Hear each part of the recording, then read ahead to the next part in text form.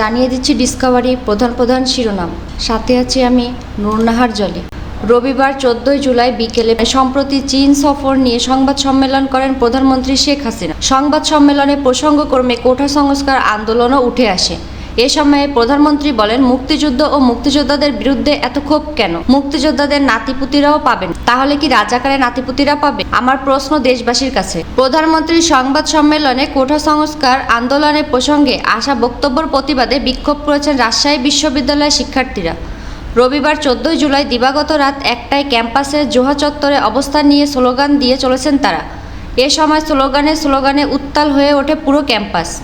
71-এর হাতিয়ারকে আরও একবার গর্জে ওঠার আহ্বান জানিয়েছেন ডাক, টেলিযোগাযোগ ও তথ্য প্রযুক্তি মন্ত্রণালয়ের প্রতিমন্ত্রী জুনায়েদ আহমেদ পলক। একই সঙ্গে রাজাকারদের দেশ ছেড়ে চলে যেতে বললেন তিনি। মধ্যরাতে কোটা সংস্কারের দাবিতে বৈষম্য বিরোধী ছাত্র আন্দোলনের শিক্ষার্থীদের বিক্ষোভে উত্তাল সিলেটের শাহজালাল বিজ্ঞান ও প্রযুক্তি বিশ্ববিদ্যালয়। মধ্যরাতে রাজাকার ধ্বনিতে তারা স্লোগান দেন।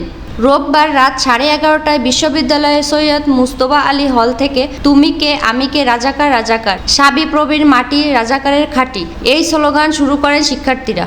পরবর্তীতে বঙ্গবন্ধু শেখ মুজিবুর রহমান হলের সামনেও রাজাকার ধ্বনিতে স্লোগান দেন তারা। কোটা ইস্যুতে আদালতের আদেশ না মেনে আইন শৃঙ্খলা ভঙ্গজনিত কোনো ধরনের অপতৎপরতা চালালে শক্ত হাতে দমন করার হুঁশিয়ারি দিয়েছেন Dhaka metropolitan police DMP commissioner Habibur Rahman. আজ সকালে পবিত্র আশুরা উদযাপন ও তাজিয়া মিছিল উপলক্ষে নিরাপত্তা ব্যবস্থা সম্পর্কে হোসাইনি দালাল ইমামবাড়িতে সাংবাদিকদের এক প্রশ্নের জবাবে একথা বলেন তিনি। বাংলাদেশের কমিউনিস্ট পার্টি থেকে পদত্যাগের ঘোষণা দিয়েছেন দলটির উপদেষ্টা এবং সাবেক প্রায় 13 বছরের সভাপতি মঞ্জুরুল আহসান খান।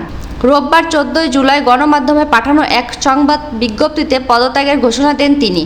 সরকারি চাকরিতে কোটা ব্যবস্থা সংস্কারের দাবিতে আন্দোলনকারীদের অবমাননা করা হয়েছে দাবি করে রোববার মধ্যরাতে ঢাকা বিশ্ববিদ্যালয় ক্যাম্পাসে বিক্ষোভ করেছেন শিক্ষার্থীরা।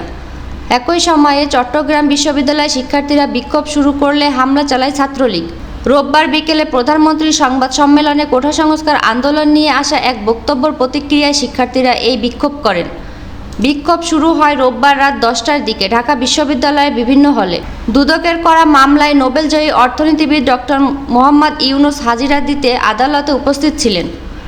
সোমবার 15 জুলাই বেলা 11টার দিকে তিনি ঢাকা মহানগর দায়রা জজ আদালত প্রাঙ্গণে আসেন। ঢাকার বিশেষ জজ আদালত 4-এর বিচারক সৈয়দ আরাফাত হোসেনের আদালতে এ মামলায় সাক্ষ্য গ্রহণের দিন ধার্য রয়েছে। তবে সাক্ষ্য গ্রহণ পেছানোর জন্য সময় চেয়ে আবেদন করেছেন ইউনুসের আইনজীবী।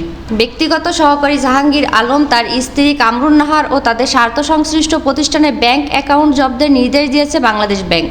একই সঙ্গে তাদের অ্যাকাউন্ট খোলার ফর্মসহ যাবতীয় তথ্য আগামী 5 দিনের মধ্যে পাঠাতে বলা হয়েছে। গতকাল কেন্দ্রীয় ব্যাংকের নিয়ন্ত্রণাধীন বাংলাদেশ ফিনান্সিয়াল ইন্টেলিজেন্স ইউনিট সব ব্যাংকে এ সংক্রান্ত নির্দেশনা পাঠিয়েছে। মার্কিন রাজনীতি কখনোই হত্যার ক্ষেত্র হতে পারে না বলে জানিয়েছেন প্রেসিডেন্ট জো বাইডেন।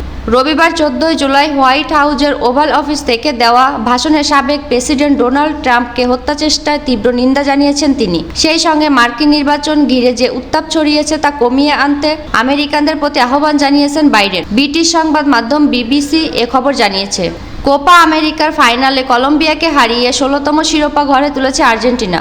নির্ধারিত 90 মিনিট শেষ হয়েছে গোলশূন্য সমতায়। খেলা গড়ায় অতিরিক্ত সময়ে দ্বিতীয়ার্ধে লাউতারো মার্টিনেজের গোলে শিরোপা নির্ধারণ হয়ে যায় আর্জেন্টিনার।